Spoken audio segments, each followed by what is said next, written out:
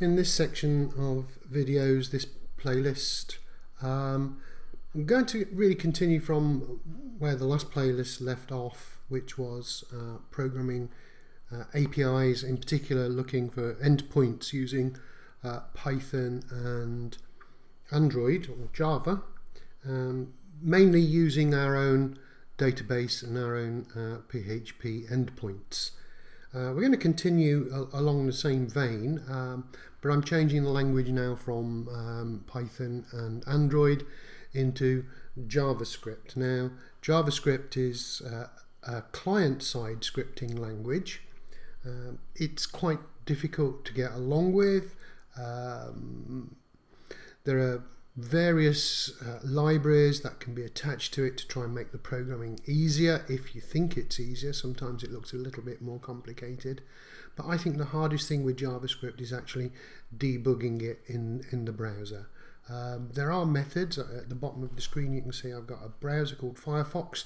There are plugins for Firefox which will help you debug JavaScript, but for our sake I'm going to continue sort of with Chrome or IE and have the issues with the debugging.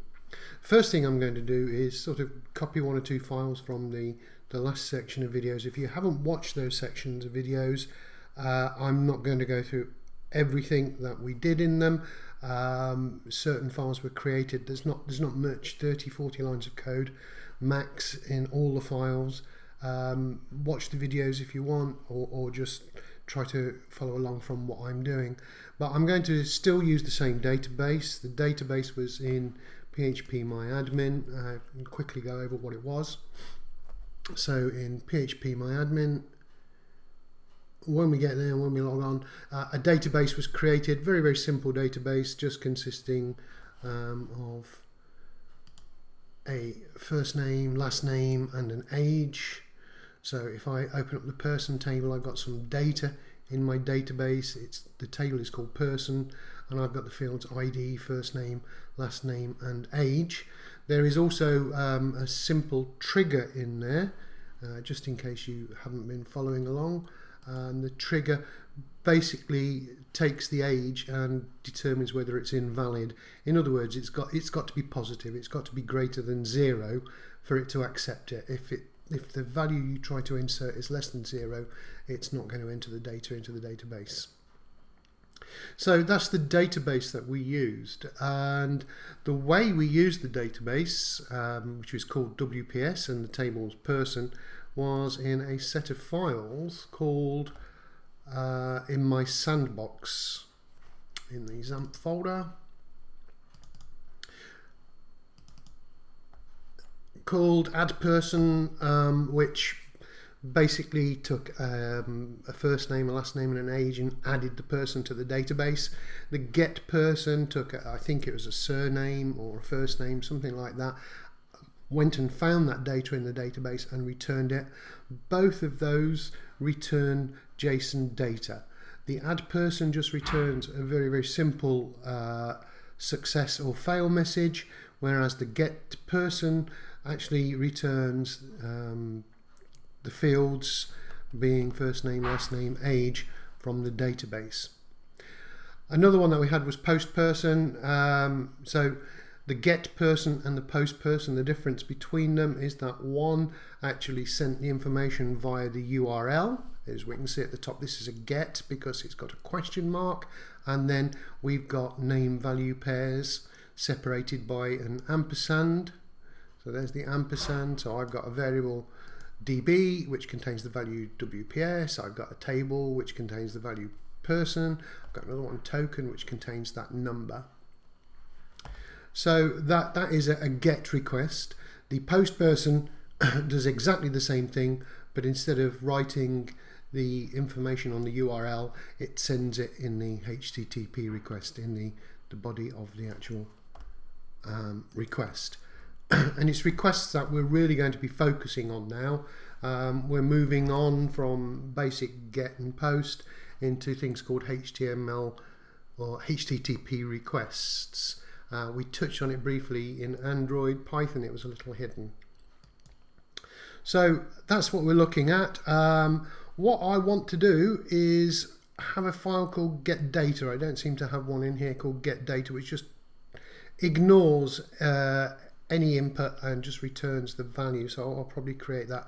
Also, I'm going to have an index file just to begin with. So I'm going to create a new folder in here. I'm going to call this JavaScript so that we can store all of our programs in there. I'm going to copy the get person and the index file,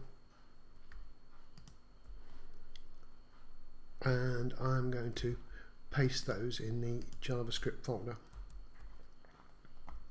So the first thing I'm going to do is open Notepad. I'm going to get this get person file, and I'm going to take out all of the details which require a variable to be passed. So if you can follow along, that will be good, and if you can't, just slow the video down or go and take a look at the other videos, see how they went. So if I close all these, and then I can just open up that single file. Sandbox, JavaScript, get person. So basically what I'm talking about is in the get person I had a variable called last name, and this time I just don't want to pass anything in at all. I just want it to return virtually nothing at all. So I'm going to lose that if is set, and also hopefully the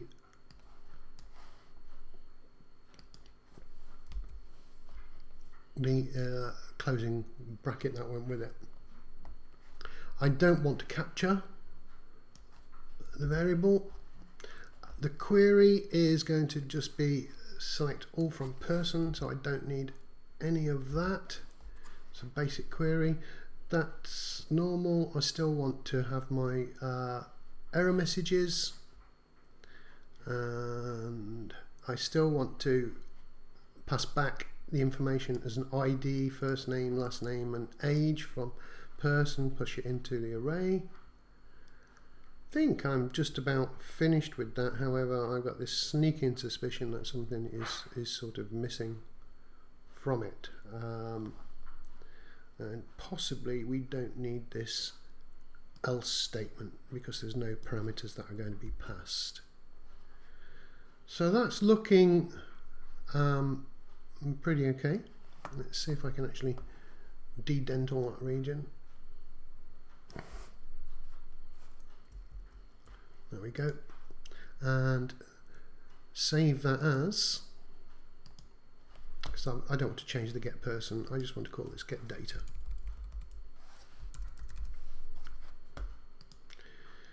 So I'm going to run that in my browser. So if I go to localhost, sandbox, and this time into JavaScript, so we've got an added folder, JavaScript, and it's called get data.php, fingers crossed. Okay, we've got one I'm missing on 45.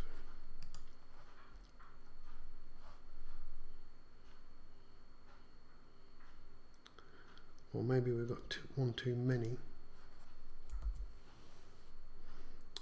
Let's try that. Just taken one out. There we go, we've got the data coming back. So this is our JSON data, and I want to discuss a little bit more about JSON later. So I'm going to stop this one there and move on to the index file and change that for something a bit more useful for us.